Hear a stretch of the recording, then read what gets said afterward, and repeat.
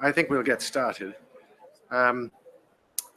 Maybe they can close the doors at the back, or is that not done, just to get the bubble of noise out? So good morning, everybody.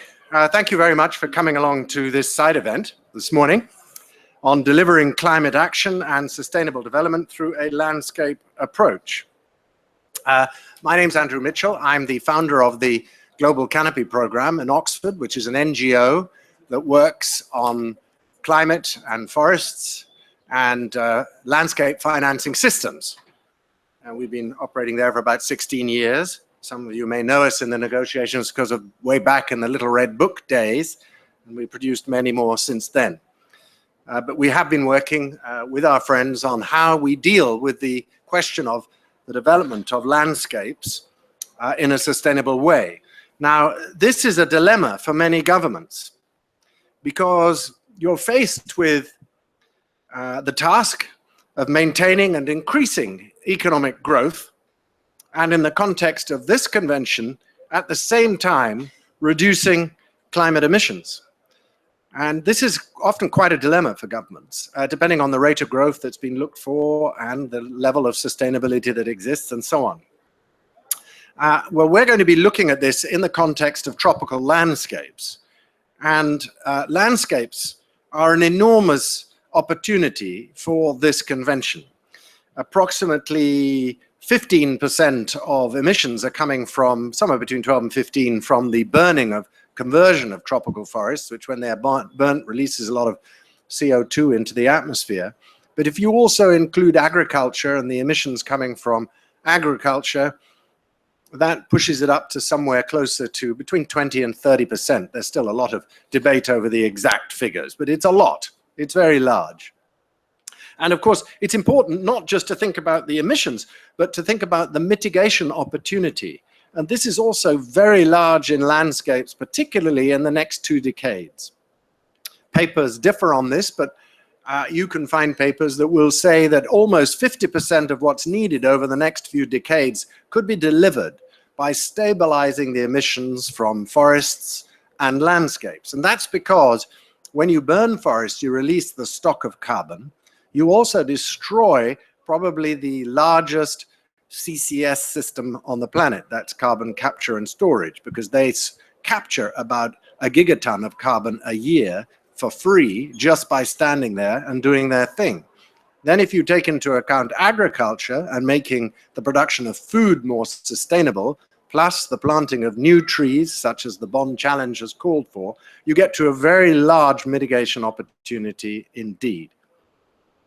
The key to achieving this is in improvements in agriculture, which stop deforestation, because 70% of deforestation is caused by just a few commodities: paper and pulp, palm oil, soy, and the cattle industry, and 1 or 2 other commodities cause a great deal of deforestation. We've got to also increase the sustainability of these supply chains and at the same time provide better livelihoods for local people.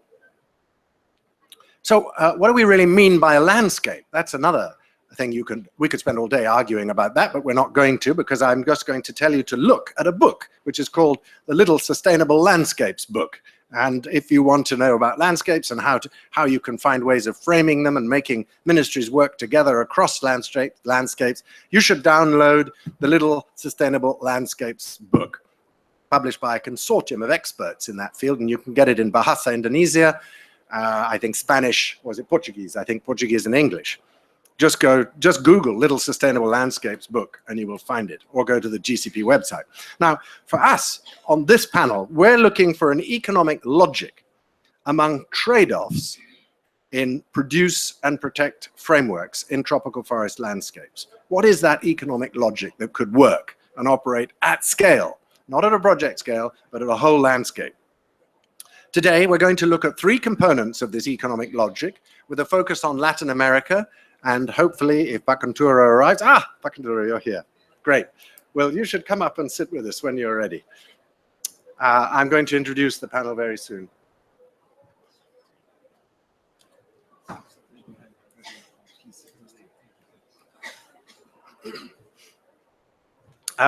So we're going to be looking at these components of this economic logic in Latin America and Southeast Asia. The first will be a framework and tools for reducing emissions and improving sustainability in landscapes. The second talk is a landscape scale financing strategy for San Martin in Peru. And the third is a public-private partnerships, or looking at public-private partnerships in the Alto project, also in Peru. After that, we'll reflect on how this can be applied elsewhere, with the focus on Southeast Asia and particularly Indonesia. Now I'm going to introduce our panel. Arturo Mancuso-Broto, who's just arrived, who is chair of the Tropical Landscapes Financing Facility Steering Committee, which was launched just last month in Jakarta. The TLFF has been launched to provide access to long-term finance at affordable rates to support smallholder producers and other land users' investment in sustainable landscapes in Indonesia. Pak Unturo was formerly a cabinet minister in the Indonesian government in charge of the former president's delivery unit. Naomi Swickard, over there, is Director of Land-Based Frameworks at the VCS, where she is responsible for implementing new standard frameworks and supporting host country users. Alexandra Pinzon, who is on our staff at GCP, is the project lead for the Global Canopy Program's Unlocking Forest Finance project, where she has been responsible for designing a sustainable landscapes financing strategy for San Martin in Peru, and Mato Grosso and Acre in Brazil. And lastly, Percy Summers, who's director of the Sustainable Landscape Partnership in Peru for Conservation International. Naomi, you have the floor.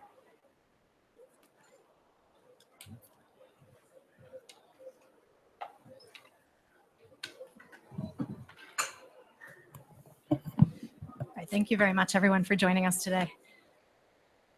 I'm going to cover a couple of tools that we see really helping to support sustainable landscapes approaches. The first is really about understanding the enabling conditions that can help bring actors together and ensure that efforts to improve sustainability in a landscape are going to be able to achieve that it's understanding the governmental roadblocks or facilitation that might be there. And second, a tool called the Landscape Standard, developed by the Verified Carbon Standard, which is looking more at the outcomes of these efforts in landscapes to drive sustainability. For those of you that don't know the VCS, we're the largest standard in the voluntary carbon market and have expanded beyond that to really be thinking about standards for a sustainable world, beyond carbon to broader social environmental outcomes in landscapes. So the first piece I want to cover is a tool developed by a number of different groups, including Conservation International, Eco-Agriculture Partners, GCP Rainforest Alliance, and WCS, called the Sustainable Landscapes Rating Tool. This is a tool which is really looking at assessing jurisdictional policy and governance enabling conditions, trying to provide a framework for rapid assessment to understand the state of play in jurisdictions in a way that is structured and can give investors and sourcing companies a quick assessment of where things stand on these enabling conditions. This will really help governments communicate their progress in establishing policies and governance that can really support sustainable outcomes within the landscape. That will look at a number of different themes, including land use planning and management, biodiversity and ecosystem services, supply chains, through a scorecard approach. So trying to say, does this jurisdiction provide the right enabling conditions to see a landscape approach succeed? And that'll be done on a very simple rating system, A, B, or C, whether these conditions have been partially or fully met. That is under development now and testing in San Martin, and will be expanded to other landscapes as of April of 2017. If you want more information on that particular tool, Joanna Durbin at the Climate Community and Biodiversity Alliance can really get into the detail with you. So I want to turn now to the Landscape Standard, which the VCS has been working in partnership with a number of different organizations, including IUCN, NCRC in Ghana, Fundación Natura, the Rainforest Alliance, and Solidaridad. Essentially, what the landscape standard is a standard to look at sustainable production in a landscape, including social, environmental, and economic outcomes at a landscape scale, and really trying to link that to emerging green supply chain incentives and diversified sources of finance. So the idea is to really focus on a number of high-value metrics across those areas with a streamlined monitoring system, not sort of replicating very heavy monitoring systems that we often see in red, but trying to leverage existing data and frameworks to provide an ongoing assessment of where things are at with sustainability in a landscape. So what does that really look like on the ground? We could define a landscape as an area which is defined by a production area where there's a primary commodity. Data could be coming from sampling of those areas or from mills, or landscape could be defined as a municipality across jurisdictional boundaries, or could be defined along what you see in purple, more around a watershed, and including a number of different land use types or commodities that we really want to be able to understand the synergies and the trade-offs between the production of these commodities, between the protection of the forest, and between a number of social and environmental outcomes across that landscape. This is really meant to build on the work and the progress that we've seen in farm-level certification. While important and serving a particular slice of the market, that farm-level certification primarily looks at defining some specific inputs that are meant to be undertaken, activities, and then provide certification for that across a range of environmental and social metrics, and trying to link to green consumer markets. The same is being done typically within the roundtables, like Roundtable for Sustainable Palm, where the landscape standard, what we're really trying to get at is looking at the outcome side. What has actually been the impact of these various efforts in the landscape? And rather than looking at that on a certification basis, trying to say, can we measure progress over time to continue to drive incentives for improvement? So that a landscape that's starting at a very basic level, who has not yet really implemented a lot, can show progress before they meet a specific threshold, and they have an incentive to continue to improve on that progress over time.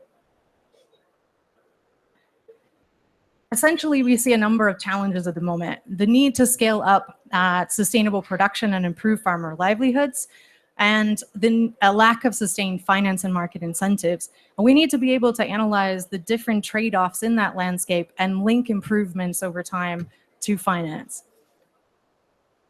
There's been a lack of tools to do that. And so the landscape standard is really meant to help identify and prioritize what are those high-value metrics, what is most important to producers on the ground, what's most important to the supply chain companies who are making commitments like zero deforestation, and help to align those goals in the landscape, identify the synergies, and ultimately conduct a simplified landscape scale assessment of outcomes. Ultimately, we are doing that to produce transformation and link sustainability to a range of market incentives and finance, and provide a common pathway for public and private entities to come together and drive those outcomes at a landscape scale.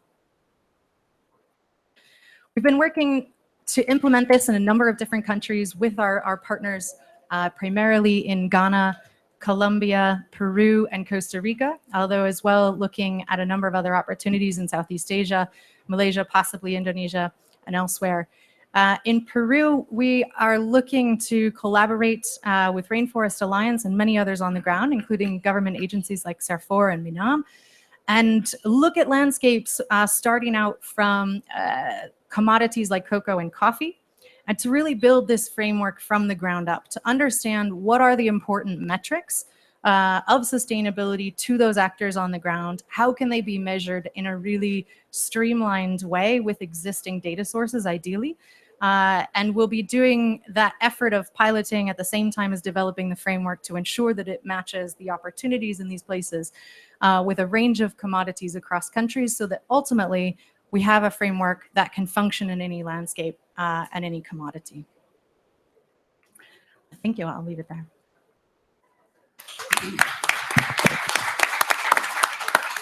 Naomi, thank you. Thank you very much, Naomi. And I think the next speaker will, are there any clarification questions? I'll take a couple of any question on clarification at the moment. We will have a Q&A at the end.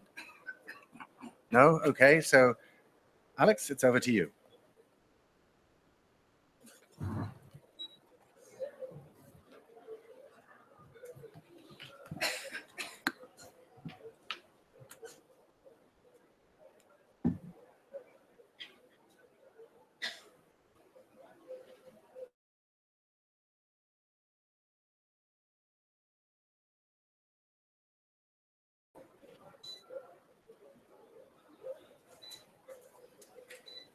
Okay, good morning, everyone. My name is Alexandra Pinzon, and I'm currently leading the Unlocking Forest Finance project, which is funded by the International Climate Initiative from the Government of Germany, and is a consortium of over 10 partners coordinated by the Global Canopy Program.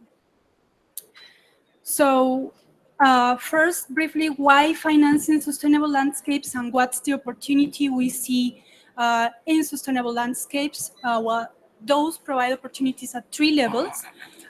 So, of course, as we know, we need to address land use if we want to implement all the mitigation and climate commitments from different jurisdictions and governments.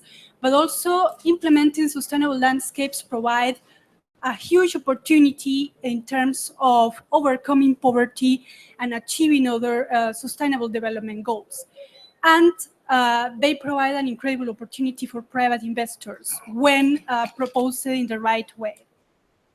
So just to give you a number, there are estimations about $160 billion per year needed from private investment to catalyze sustainable land use. San Martin in Peru. San Martin historically has been the region who has contributed the most with deforestation in Peru. So followed by Loreto and Ucayali. But also is the region, is one of the regions who have decided to implement a vision of transitioning towards a sustainable jurisdiction, a green jurisdiction. So that's what we are trying to contribute with. So a bit of numbers, 24% of the deforestation, historical deforestation in Peru is coming from San Martin. So what is that we are trying to do there in terms of contribution towards the implementation of a sustainable landscape initiative? Well, making those changes in the land use, transitioning towards particularly sustainable agriculture has costs that need to be borne on the ground by farmers in terms of changing the management systems that they have, investments that they need to incur in order to implement those more sustainable systems. So we need upfront capital to actually catalyze that and in the right conditions for the farmers to engage in sustainable land use. So in order to do that, the Unlocking Forest Finance project has been designing investment plans to attract investment at a scale into sustainable land use in San Martin, and by the way, in other 2 regions in Brazil, which are Mato Grosso and Acre. So our interventions consider conservation, sustainable agriculture, and livelihoods.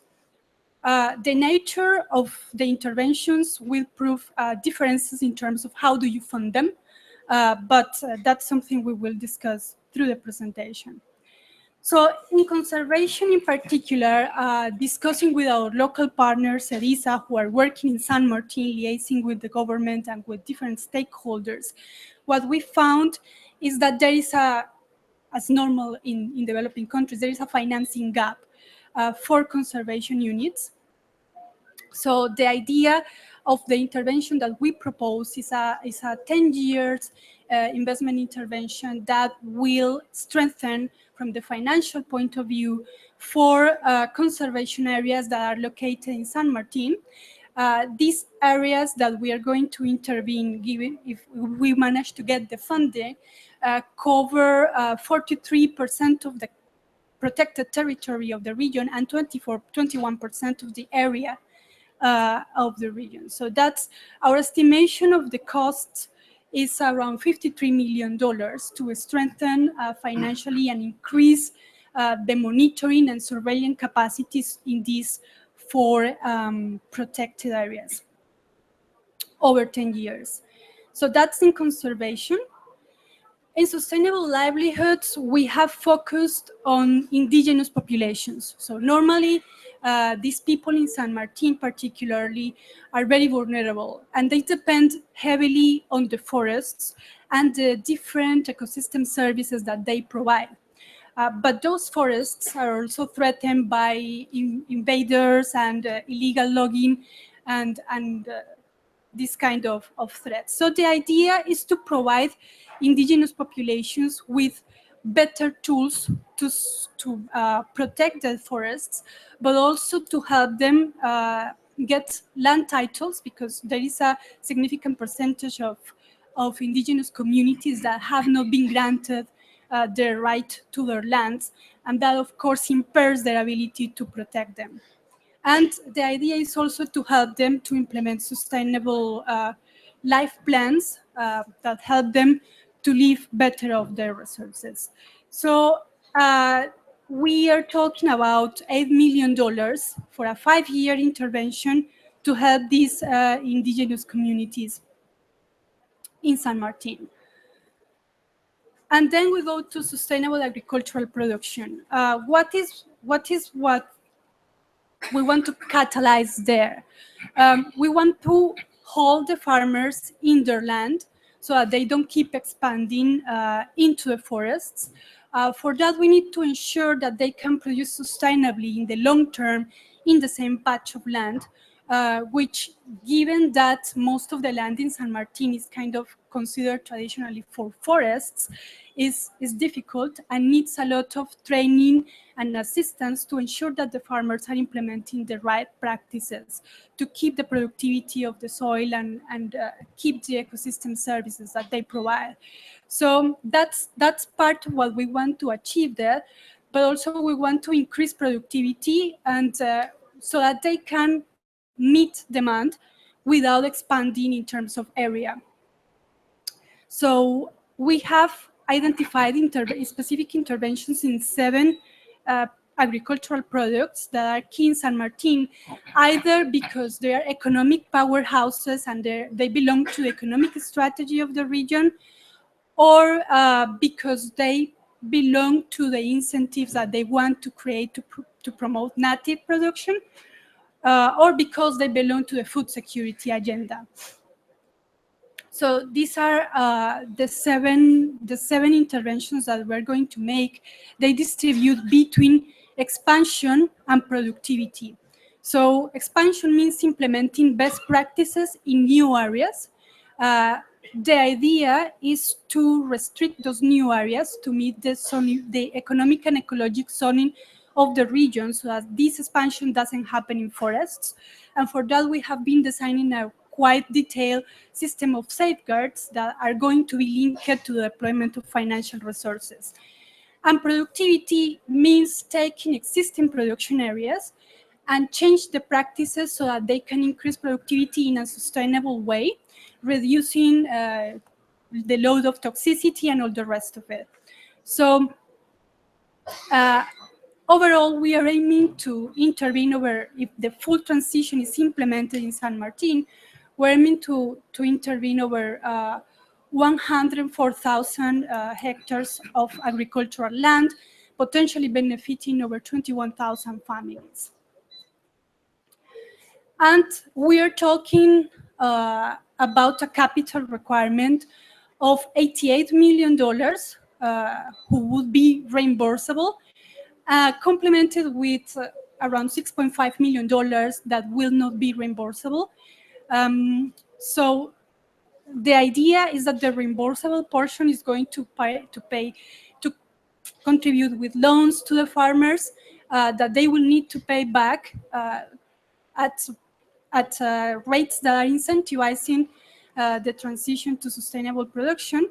And then the non-reimbursable part is considering a component of technical assistance and also capacity building for the cooperatives and for their farmers. So that leads to the financial mechanism that at the moment is heavily focused on the agricultural intervention. So what we're looking at is a financial mechanism that blends different sources of finance.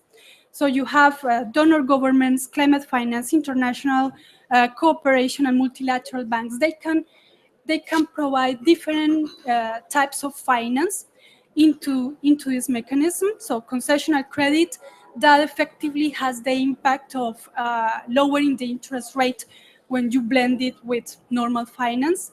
Credit warranties, that gives more security to the private investor in the sense that they know that they will recover a certain percentage of their capital in the case of default. Insurance for the farmers and for the private investors, and grants that will contribute with, as I mentioned, different elements of it.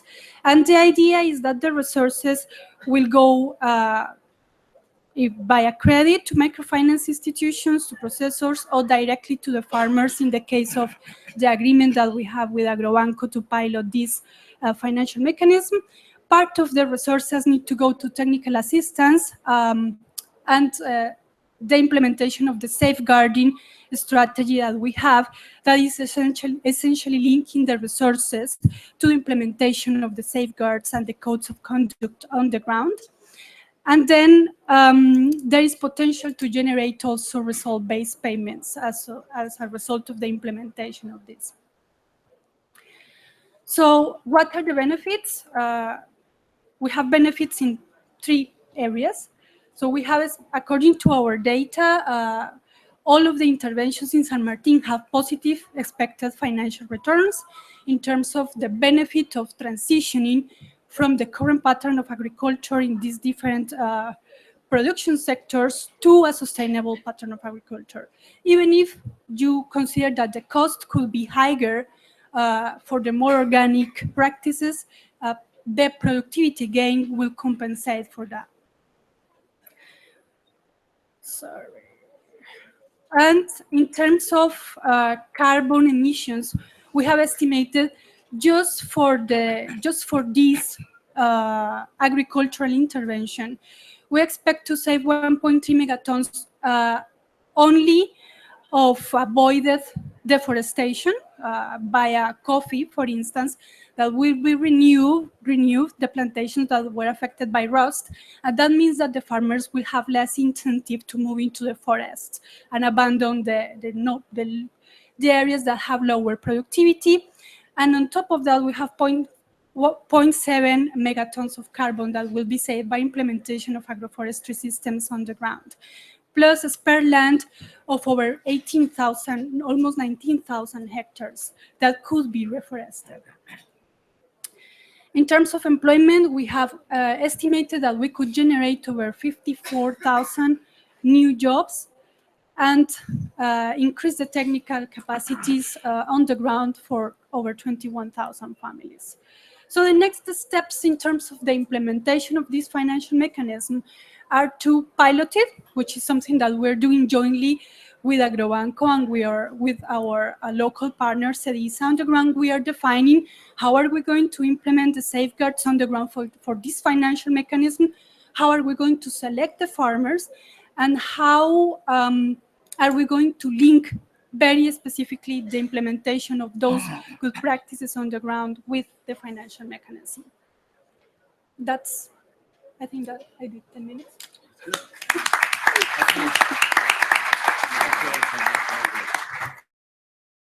Very much, Percy. You now have the floor. Or is there any short question? Yes, the gentleman in the front here. Alex, you may need to answer this clarification question here.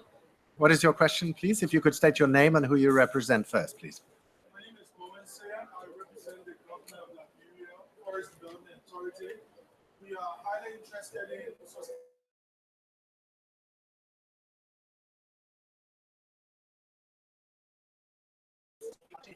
spoke of investment for local farmers to increase productivity. Now, there are a few things I'm thinking of. First thing is, what are the collaterals that local farmers provide? And second thing, you talk about the investment rate. The investment rate, I don't know if it's affordable for them. And the third thing is, even though you facilitate the investment, but I didn't see the link between that and access to market. So I'm thinking about that chain. If you can invest as much as possible, and you can provide the capital, but if there's no access to market, or ensure that there is somebody that's picking up, or to ensure that somebody that's buying their products, I'm a little bit lost there.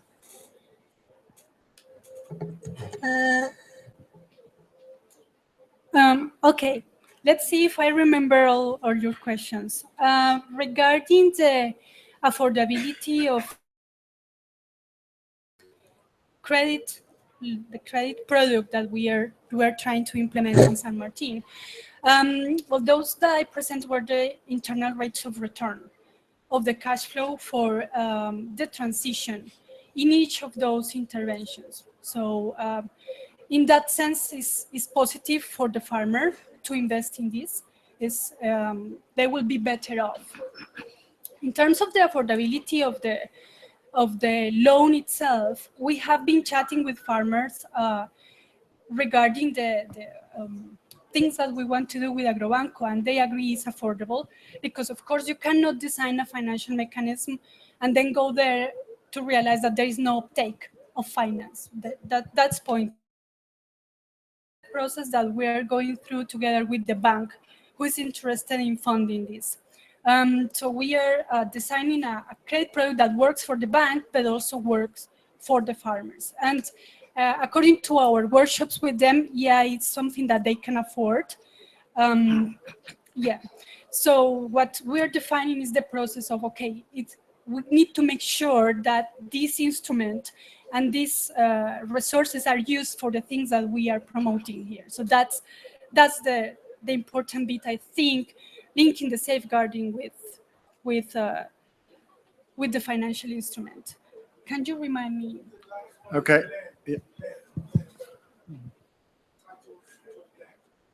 Yeah, we have also that problem, and part of the guarantees will need to ensure that that element.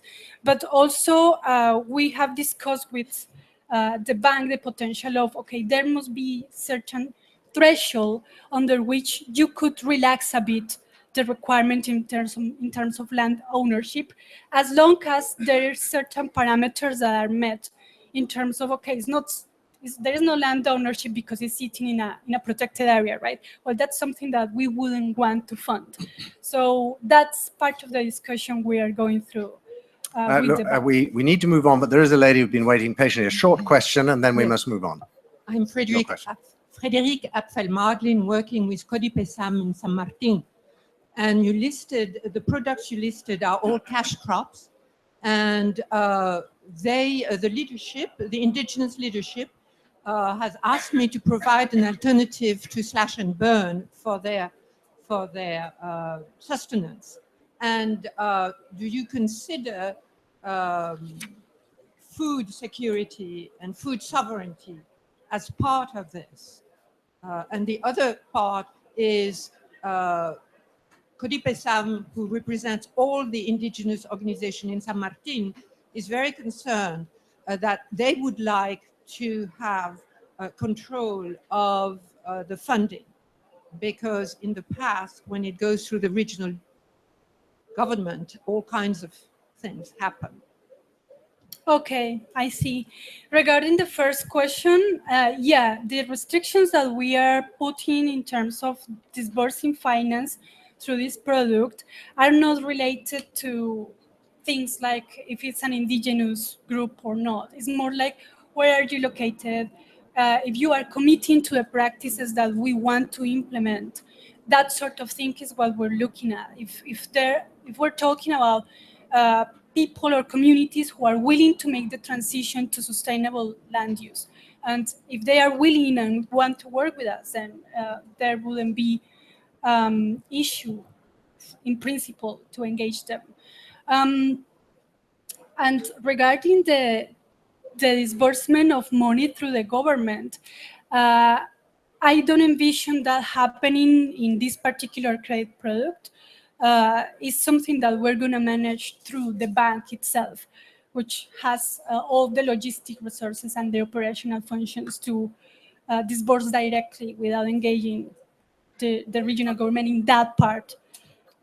Okay, Alex, thank you. I think we must now move on to our next presentation, and we'll come back to these important questions in the Q&A. They're very important questions, so we should have more time for that later. Percy, you have the floor. Thank you. Well, we've talked about tools, we've talked about sustainable financing mechanisms, and I'm gonna try to highlight the part of partnerships, which we also think is very important for a sustainable landscape model. Also, we've talked about how these things work conceptually, and I'm gonna also give some examples of how we can bring these tools and mechanisms to the ground. No? Andrew already explained, nature provides at least 30% of the solution to fight climate change. If we do not deforest, if we sequester carbon, forests can contribute a lot towards the solution to climate change. Right now, we are in the context of trying to see how the climate agreement is going to be implemented, and our contribution towards this agreement and towards the goals, reaching the agreements with this goal, is to promote sustainable landscapes models that can work on the ground and reduce deforestation and improve livelihoods of people. Andrew already went over what is a sustainable landscape. Basically, if we can simultaneously reach zero net deforestation, reach sustainable production, increase productivity and better quality of products, but at the same time conserve the critical natural capital that underpins these production systems, we're talking about moving towards a sustainable landscape. No? Basically, we need, for natural capital to be enhanced and maintained, we need good governance. We need to have equitable systems through which all stakeholders can benefit from economic growth. So we need sustainable production systems that align the interests of local farmers with the interests of investors and investment capacities. No, basically all of this towards improving the livelihoods of people. No? So now we go to the case study. Why Alto Mayo? Why San Martin? Alex already explained a lot of the benefits of working in San Martin. There is in Alto Mayo, we have ecosystems that are still pristine. We have a protected area, which is the Bosque de Protección Alto Mayo. There's endemic species. We have the world record for species of birds in 24 hours. We have the 3 endemic primate species of Peru are in San Martin, are in Alto Mayo. And we have a direct linkages between these forest ecosystems and the production systems. No, in this case, coffee, in this picture, for example, rice, are all production systems that depend on the capital, or the natural capital that is still conserved. However, there are threats. There's very high deforestation rates in San Martin, forest degradation, there's illegal logging. There's a lot of issues that are threatening the ecosystem services. How do we move this potentially sustainable potential landscape towards a sustainable model? No? Just to contextualize a little bit better, on the green, darker green is the protected area, which are the headwaters of all the basin. We were discussing also what's a landscape. In this case, the landscape is both a biophysical feature, it's the watershed, and it's also jurisdictional. No? The 2 provinces, Rioja and San Martin and Moyobamba, are located in the Alto Mayo Valley. So it keeps the unit, no, the political, economic unit, and it also keeps the biophysical unit. We talked about stakeholders, the importance of considering all stakeholders. In the different colors are farmers for rice, farmers for coffee, indigenous communities, different stakeholders, different priorities, different opportunities for investors, for investments, also result in different economic models that are being designed with them. So basically our approach is a sustainable landscape partnership approach. We work at the landscape scale. We focus on science-based decision-making. There's a lot of information that goes into designing where investments should be prioritized, where production should be increased, but also where biodiversity should be conserved. We target the drivers of deforestation. This was already mentioned. There are several commodities that drive deforestation. We have to target those if we want to reduce emissions. And then comes the part of creating these multi-stakeholder platforms, including government, civil society, and private sector. No? How do we attain those? That's one of the biggest challenges. And finally, how do we create a landscape accounting framework? I think Noemi already told us a lot about the importance of being able to monitor. How do we know if we're moving towards a sustainable landscape model? No? In our case, we have a very comprehensive strategy. We're working on the ground with models of low emission businesses. We're working with a sustainable investment action plan, which is something we work with the regional government. We work a facility whereby different stakeholders can also contribute towards the planning process, a communication strategy, and a landscape accounting framework, all this underpinned by a rights-based approach.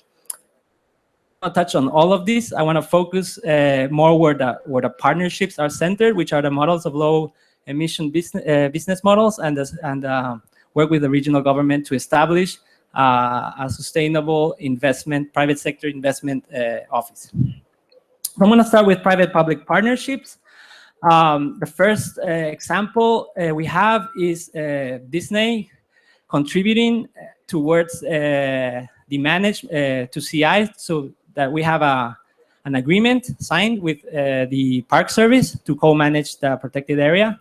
The funds are coming through Disney. We've been able to increment through the investments.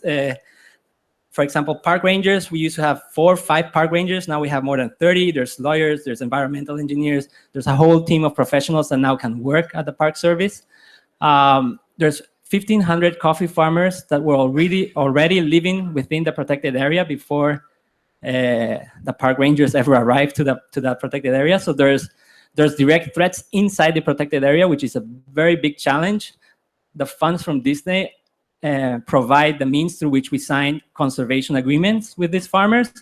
And farmers that usually were deforesting primary forests to continue farming coffee now are partners of the protected area. They used to not want to see any park rangers around their farms. Now they see benefits of working with the protected area. There's direct benefits of having increased productivity in their yields of coffee, and there's direct benefits to access to the markets. No? And for example, this year we finally made a contact with Joffrey's Coffee and Tea, which is the exclusive provider of coffee for Disney resorts. And next year we're going to see a special line of coffee being sold in Disney resorts and restaurants. Coffee that comes from Alto Mayo. No? We have more partnerships. We partner with coffee roasters in Europe. Neumann Foundation, International Coffee Partnership, provide funds to work with farmers that are not organized outside the protected area, coffee and cocoa farmers. And here our approach is goes even a step further. We're building farmers that are entrepreneurial and that have the capacity to not just convert to organic farming practices, but also to become more engaged in how you commercialize this coffee. So that's also a very important aspect. Results of these 2 cooperatives that we've been able to support are over 4.4 million tons of carbon emissions have been reduced. We have more than 800 conservation agreements with coffee producers signed and with cocoa. And this is very interesting. It goes back to what Alex was mentioning. No, we can go from 9 quintales per hectare production of coffee to 25.6 quintales in 2 years. No, that's possible. We can increase production of coffee, reduce pressure over forest, but there is a lot of work to be done in the field. coffee farmers usually just cut forests, plant trees, and wait for the coffee to be harvested. With these models, you need technical assistance to be there direct on the field. At least once a month, the technical capacity has to reach the farmer. If not, this model is not going to work. No? You have to have market linkages to be able, the farmer is going to put a lot of additional work to this farm. He has to be able to sell this coffee to premium prices, or if not, there's also, he's not going to see the benefit of the increased work that he's doing. Anyways, this year we also exported 3 containers of coffee to Europe. And then we go to a third example of private partnerships. This time, our local partner, AMPA, who's here in the room, they have been working with fish farms, no? But we went a step further with them and designed a whole system through which the fish farms were going to be part of the rice production system. No? Fish farms have the capacity to increase incomes of farmers up to 150%. But by combining it with rice, we also have the additional advantage that this water then fertilizes the rice fields, increases yields of rice as well, and reduces the dependency on chemical fertilizers. So we have a double win. No? I talked about improved incomes, improved yields. A third private partnership with Laboratorio Taquihuasi, this time with indigenous communities. This came as a request from indigenous people. They wanted to work with medicinal plants. One strategy for us was to look who is the right partner to work with this. Laboratorio Taquihuasi already had been exporting medicinal plants, but were not working with our own communities. So there was a win-win for them as well to be able to expand the line of medicinal plants they're working. And additionally, we created a whole new line of teas, herbal teas, so that the commercialization of the medicinal plants can be much faster than waiting for it to be all the patents. No? And now quickly, since I'm running out of time, how do we also work with the public sector? No? And there's a whole lot of innovation in this area as well. Proinversión, which is the central agency that works investments in Peru, had not been able to set their offices in the Amazon region. We helped the regional government to come up with a model that will facilitate investments, which was what Proinversión wanted, and as well as keep the objectives of the regional government as well. And also a public-private sector investment office that was taking into consideration the needs of the regional government. No? Basically, very fast, in the conventional private-public investment office, they work through 2 models, obras por impuestos, which are infrastructure works for tax reductions. You build a hospital where you're working and you reduce that from your tax, and public-private investments, which you're more familiar with. And basically, the office engages the private sector in these kind of business models. In the model that we have been working with the regional government of San Martin, we go a step further. We want to do this, but we want to do this in a green way, include social and environmental criteria when these investments are coming through the pipeline, but also help the government engage investors that are interested in green investments. No? And there's a whole line of opportunity there that other regions are not looking at, but you have to create the capacities in the regional government to be able to attract those kind of investors and to sell those kind of projects. No?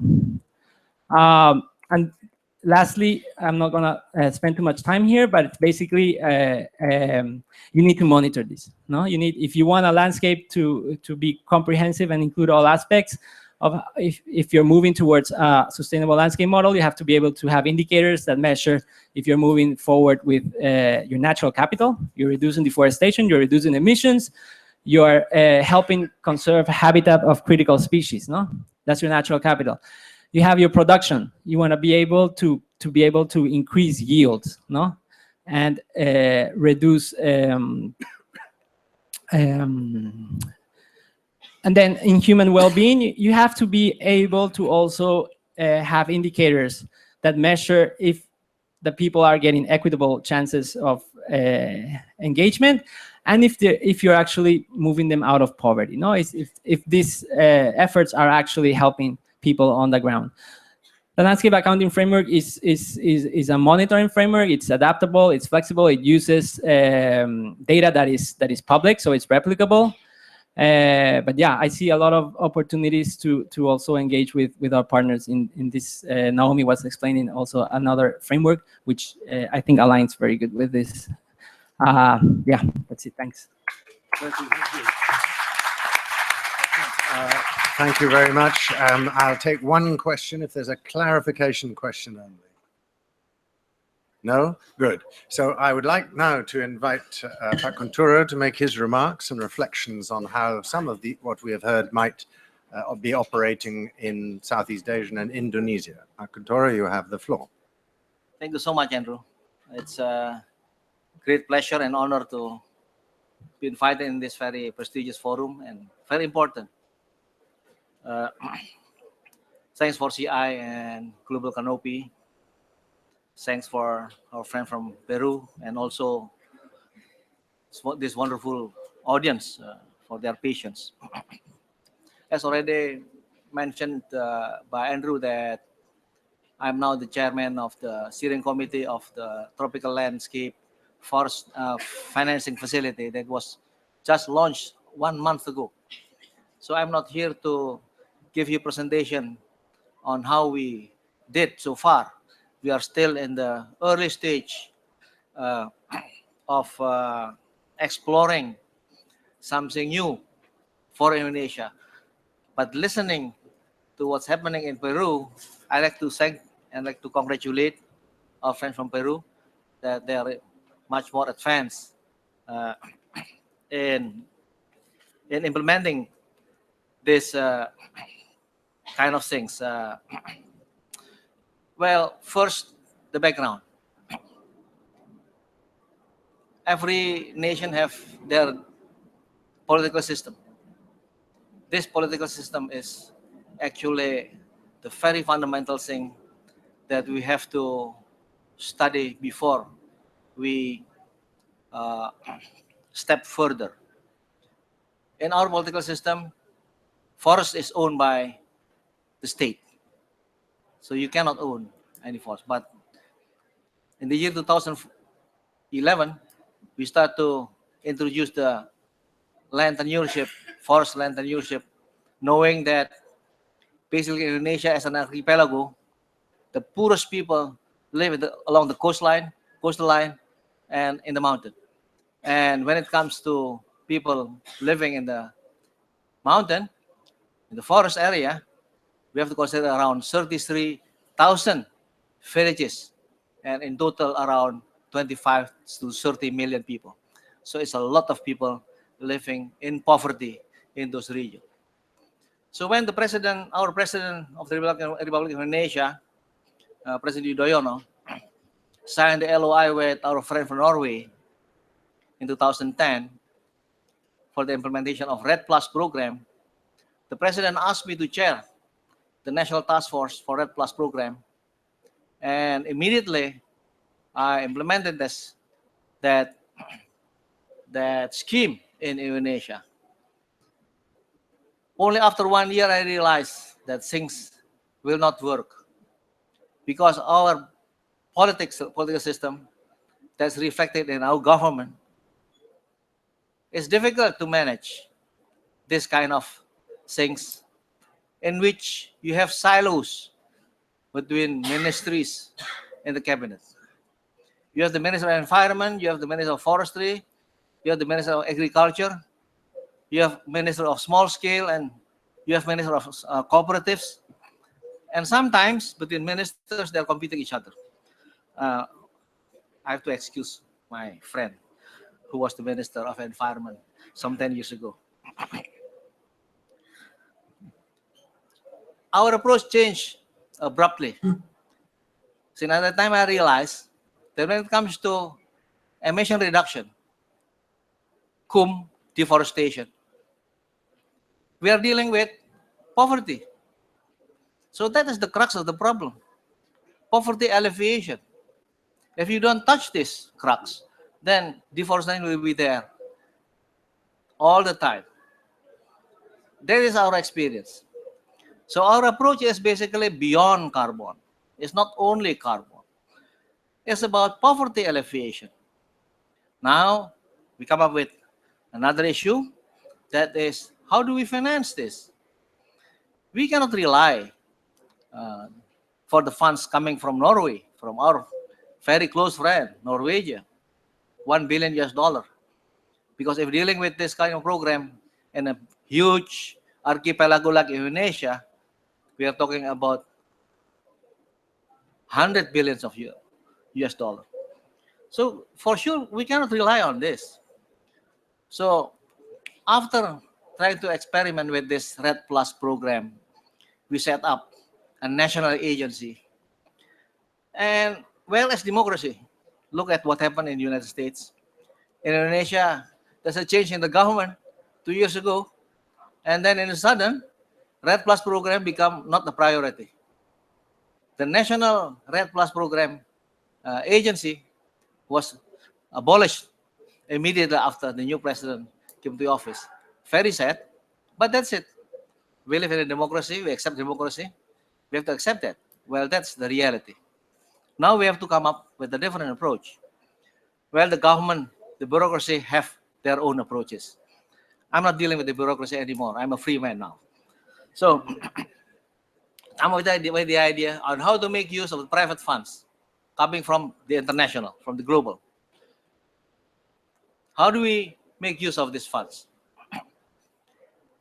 And where is the focus of the things, or the fund that should go to the ground there in Indonesia?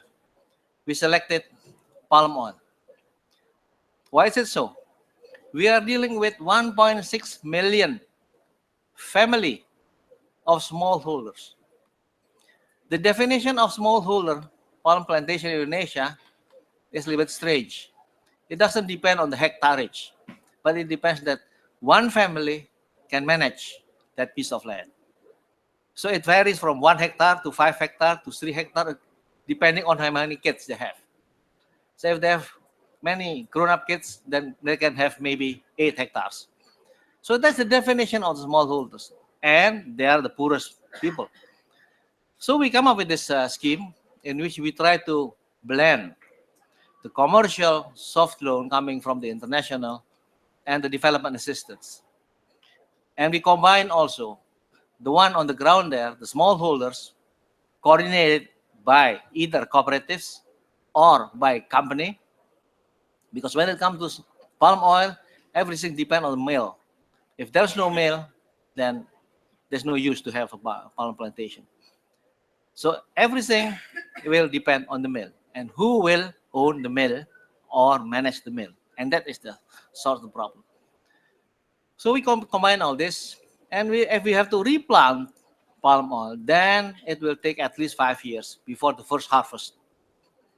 And during that 5 years' time, there will be nobody assisting them.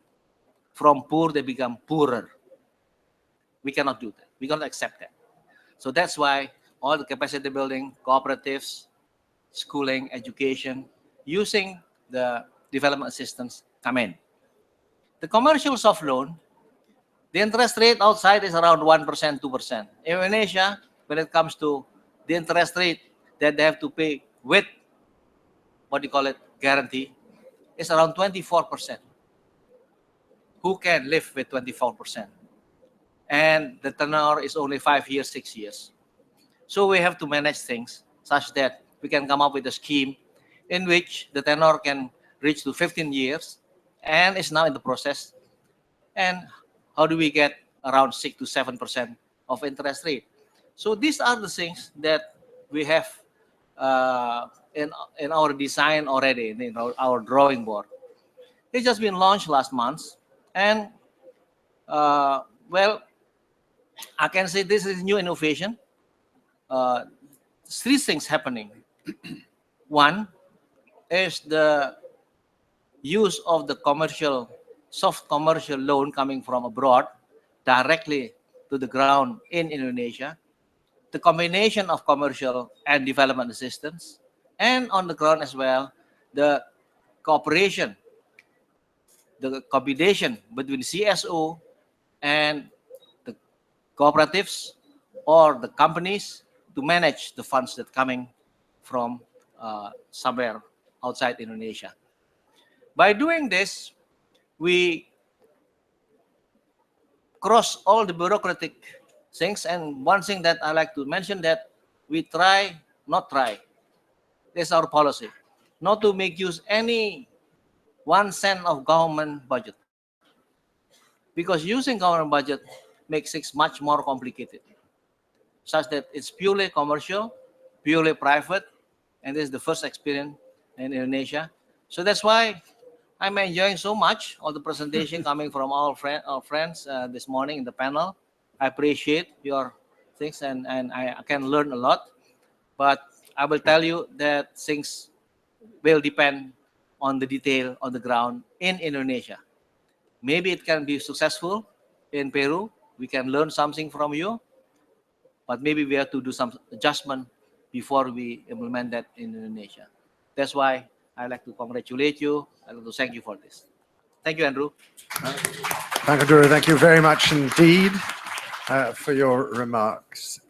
Well, now we're going to throw it open to the floor.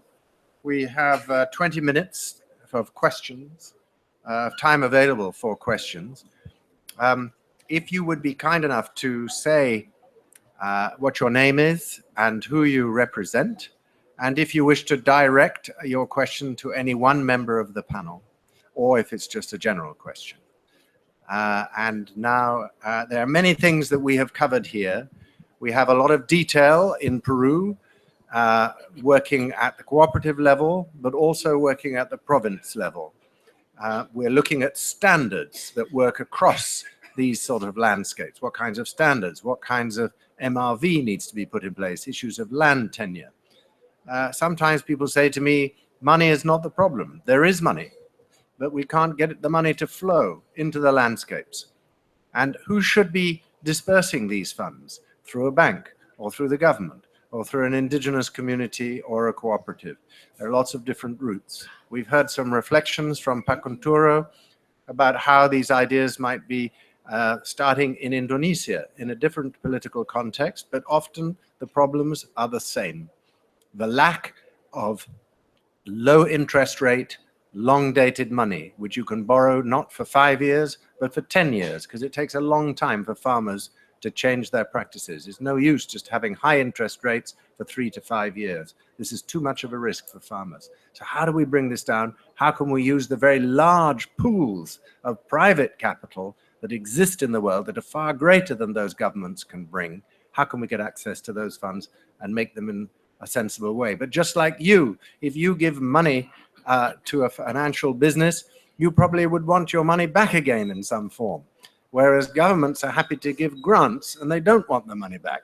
So if you want to involve the private sector, they want their money back, as you would if you were an investor yourself. So this is a different kind of paradigm. So with that, those few remarks, I'd like to open the floor now, if I could have the first questions. And I'll probably take 3 to start with. There's a lady in the middle here. Thank you all very much. My name is Julia Brumberg. I'm with Vermont Law School, working with the Myanmar delegation. We've just heard 2 very different approaches to getting the money from the international level to the local level, and I'm curious for the minister's report on accountability. How are you, if you're skipping the bureaucracy, how are you able to hold the private industry accountable to actually making sure that they're following through on these goals? And then perhaps a reaction from one of the Peruvian experts to his remarks. Thank you. Thank you very much. Another question, gentleman here. Good morning, John Bickel from Swiss Contact. I'm the country director for the institution in Peru.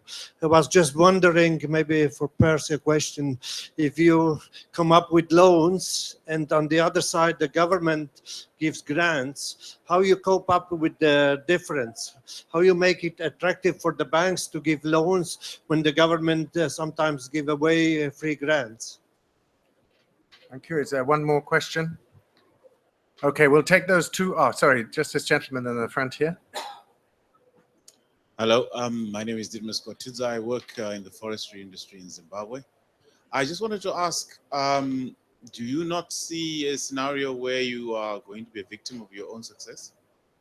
And more farmers would actually want to join your program, meaning more land will be used. I know you said you are limiting that, but I just wanted to know if you are seeing maybe that you might end up being very popular. Okay. Well, we have three things: victim of success, and private industry accountable, and loans and grants. Pakanturo, would you like to address the first question? There are billions of money outside there. You can manage this by yourself, and for sure there'll be a trust question. Who are you actually? Who are you? Do you have the capacity to manage the funds? So we cooperate actually with BNP Paribas and ADM Capital. So there's two agencies, well-respected agency, International Forum, to manage the funds. And BNP Paribas have an Indonesian entity such that actually they can operate just like a bank in Indonesia. And it's open for them to have a cooperation with other state banks or private banks in Indonesia. So we are not dealing directly with the funds coming from outside, but through these two institutions, must be a well-respected institution, because they are the one who will make sure that the commercial, as you mentioned, the commercial loan will get back to the source, the resource. With regard to the grant, it is not from the Government of Indonesia grant. It's not coming from outside. That's why I use the word development assistance. And we got already some interest coming from outside. I'd like to mention, with special thanks to USAID and FMO from the Netherlands, and it's just some of them, because they're just watching very careful whether this design can be implemented. I'm an optimist. I believe we can implement this, but we have to be very careful with the governance.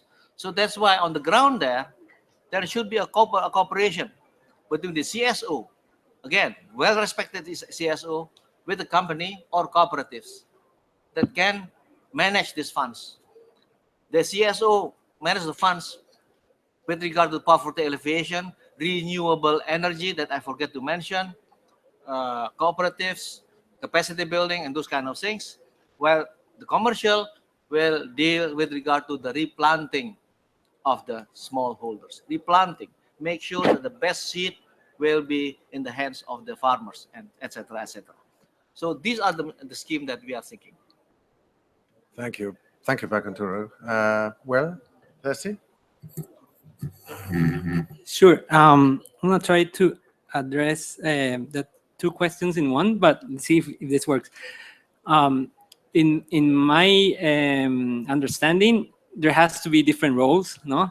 I think there's a role for the government, and there's a role for private sector coming in and investing and working with loans. The problem is that many government programs still provide services that should be done through credits, no? And I think there's a learning curve, and there has to be a system through which going back to the learning curve, there is a learning curve, and there has to be they have to subsidize a lot of the initial investments, but the farmer has to be able to understand how the credit works. Right now, the system through which farmers ask for money from, especially from the banks that are linked to the government, is that they basically ask the money and then default, and that takes us nowhere. But cooperatives and farmers have to learn how to, there has to be a system through which, and that's something that we're working on. We want the cooperative to be able to manage the funds, no? To be able to provide the services that the farmers understand that that technician that is coming to his farm has a cost, and that cost has to be included into the credit system, and not that projects are going to continue providing this technical assistance forever, because that's not sustainable. So I think we're still in the process of creating that system, so how that's going to work. But I think we're moving in the right direction, which is cooperatives have to empower themselves, farmers have to empower themselves in how to do financial management, how cooperatives work. They have to be able to make the manager accountable, because right now a lot of the cooperatives are managed up and not by the farmers. So there are a lot of bottlenecks still for cooperatives to work right, but I think that we have to head in that direction. I think, yeah, those were my comments. I didn't get. Well, the last question was about, will you do this? Okay, the victim of success. And, this may be a good thing, but it can be a bad thing. So, Yeah, exactly. What are your thoughts? No, it's an interesting question, and one that I think is part of the logic of needing to work at a landscape scale and assessing impacts and really tying finance to those impacts at a landscape scale.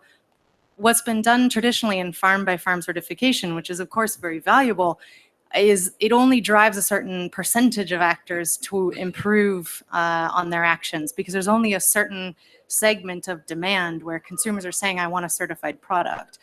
We can't get to the kind of scale of interventions without, sort of incentivizing other actors that aren't a part of that to improve. And so by working at a broader landscape scale and being able to drive incentives, whether that's sourcing commitments from anything produced in a region, or whether it's preferential finance if you're achieving certain outcomes, you can incentivize a much broader range of actors to participate.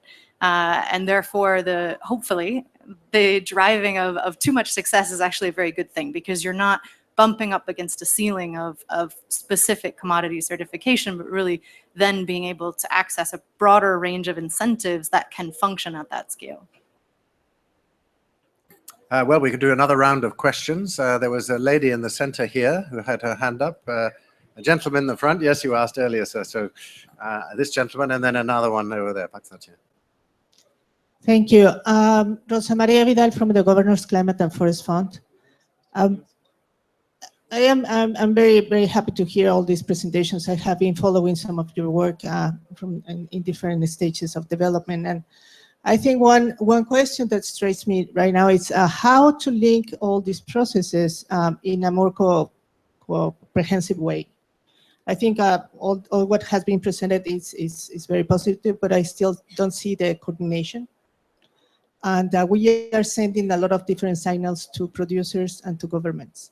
And so I think that somehow looking at the role of policy, governments is key, and also looking at how these performance measures are going to be linked to the incentives or to the finance mechanisms. I think that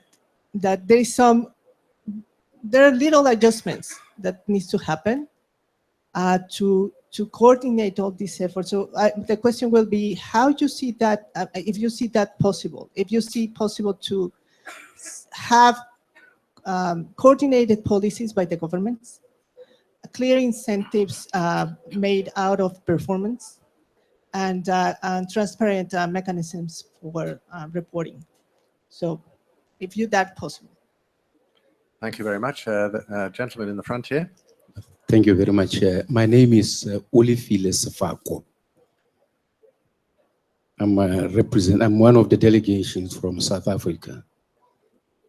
I'm a chairperson of the Select Committee on Land and Mineral Resources, which takes the Department of Agriculture, Forestry and Fishery, the Environmental Affairs, Land Reform, and Mineral Resources. They're both interrelated and interdependent. So let me start by appreciating, of course, the presentations. Maybe give just a brief historical background of where I'm coming from. Okay.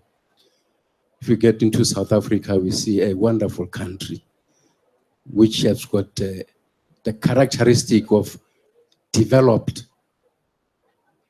and highly undeveloped, which was systemically made. So my interest is on the indigenous knowledge system, where we are having the communities that are having the wealth of the knowledge in the medicinal area as to how best, as individual and as a community, can they access the scientific and the technological advancement. But what I hear is that before you can access any financial support, you must first have the training, the capacity to can manage such. But it is the question of chicken and egg. Is it the training first before you can access the fund? Can there be perhaps also the funding for training? That's my question. Thank you very much. Okay, thank you. A gentleman over here. Andrew, can I make a comment? I don't have a question. A short comment, Satya, and then you want to make a question as well or not? No, just a comment. Okay. Fine. Just to address the question in supplementing what Pak Kuntoro mentioned, introducing myself, I am the Executive Secretary of the Tropical Landscapes Finance Facility that Pak Kuntoro spoke about. Two things I just wanted to mention. One is that this being a victim of your own success, I would love to be a victim of my own success rather than a victim of my failure. And the way we are at this time, as Pak Kuntoro pointed out, we need a paradigm shift in bringing private finance in doing public good. And the more the merrier. I would love to be successful. We've just started and there are huge challenges, but we would actually love to be successful and not failures. But getting into the substance, I think one thing that I want to highlight is that, yes, as Pak Kuntoro pointed out, the government is not, we don't want a penny from the government because there are issues that Pak Kuntoro clarified. But you can't do this without the government is also a fact. The government is a big partner in this. For those of you that have been following the TLFF, you would have known that it was launched by the coordinating Minister for Economic Affairs in his own office. There were quite a few cabinet ministers there, including the Honorable Minister for Environment and Minister for Agrarian Reforms and all, because they all see the huge potential and the promise in this. And so we're not working out without a partnership with the government or without the support of the government. But yes, in money terms, this is purely a private sector facility. But in partnership terms, it is the government and a lot of organizations beyond the government.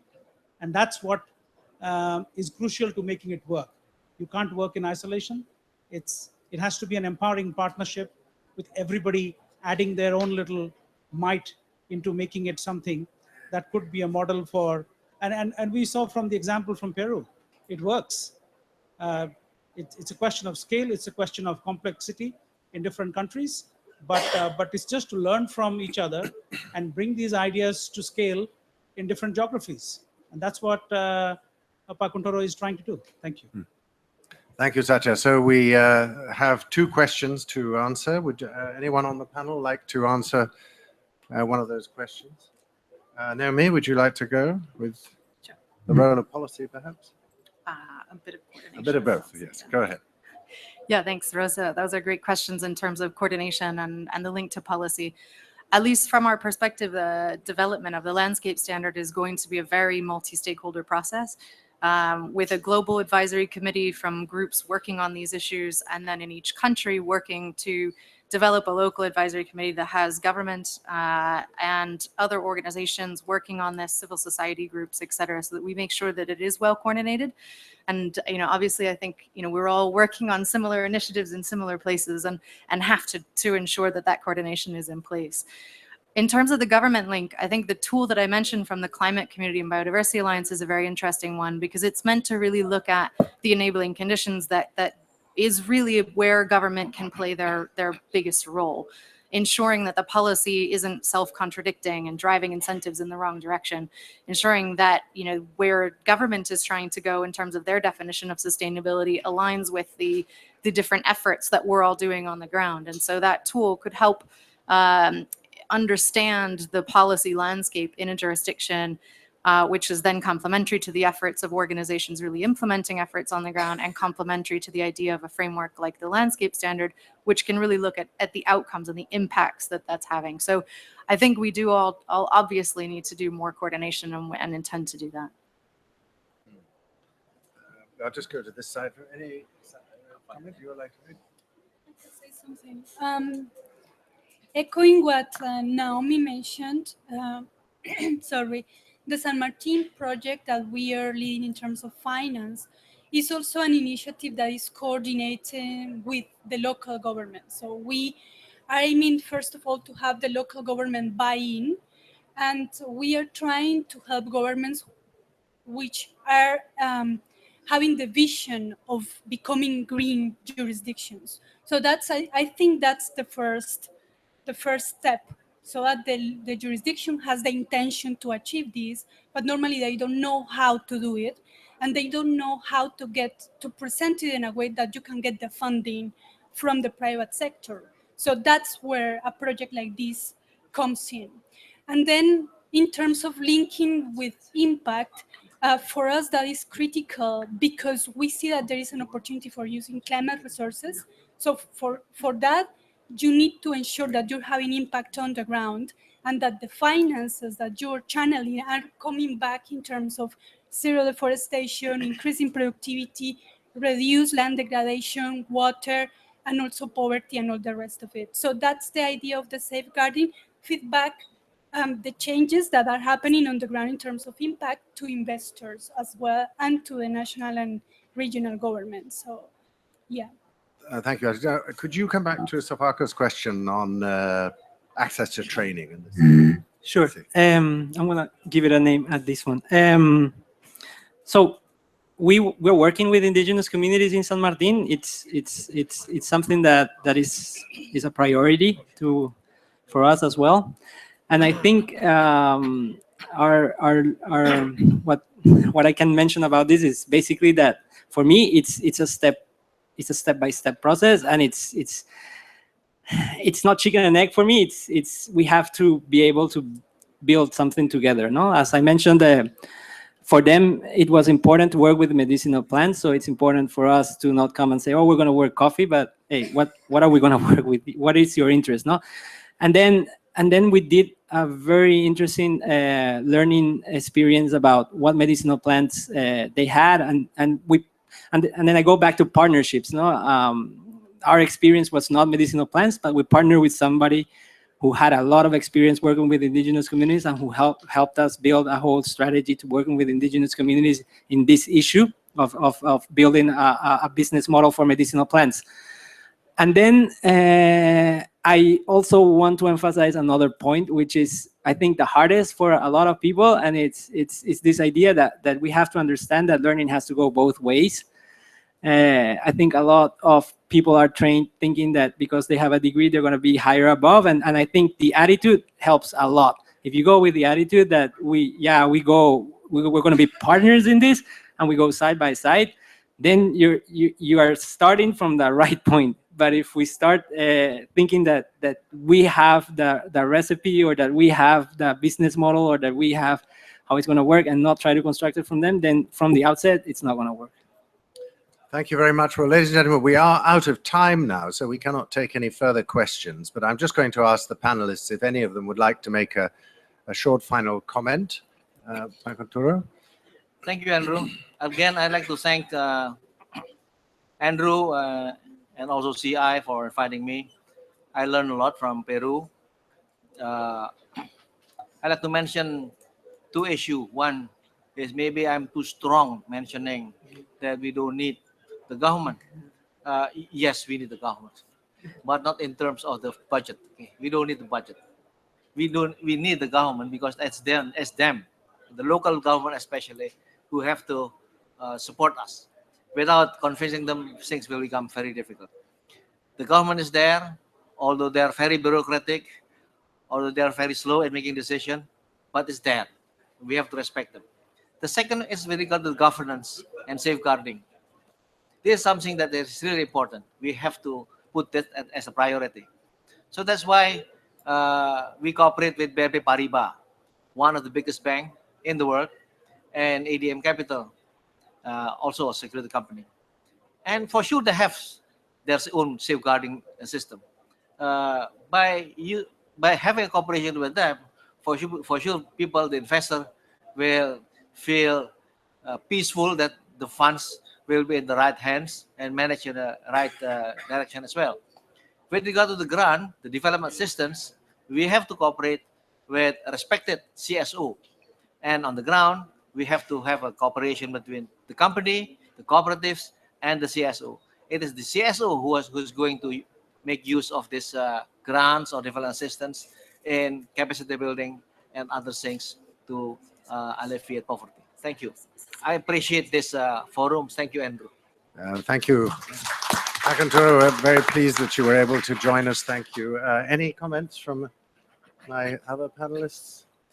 No? Well, then I get the last word as I'm the moderator, and I really want to just, first of all, if you'd be kind enough to thank all our panelists in the normal way. This is a difficult problem here, dealing with finance at a large scale, and that's what we're trying to look at here. Different kinds of mechanisms that can make money flow so that it doesn't all get stuck, but we know how difficult it is when you work at the community level. So I hope it's been a useful thing to learn about this, and I wanted to thank you all for coming. Thank you very much indeed. Goodbye. There's drinks. I think there may be some drinks and even some food outside. Thank you very much.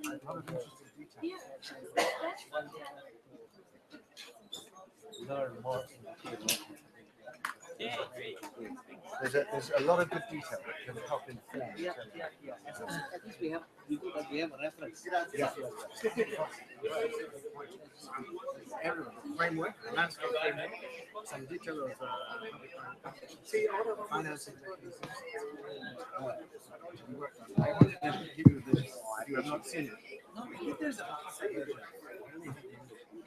This is like water. It is. Do you have this kind of thing for Peru or no? We were funded to do this work in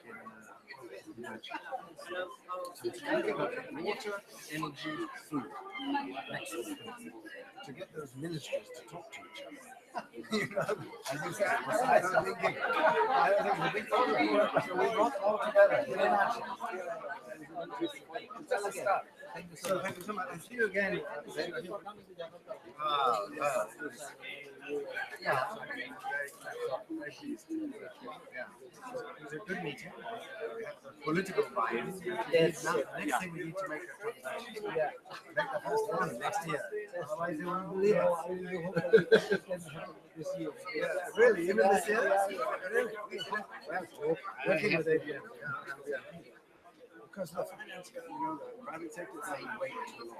The government's been waiting. The private sector, they can afford it.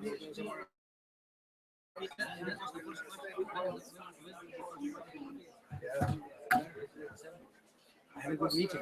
Reading now the agreement. Oh, really? They had a news. After an hour and a half. And it's a lawyer, a woman who used to work in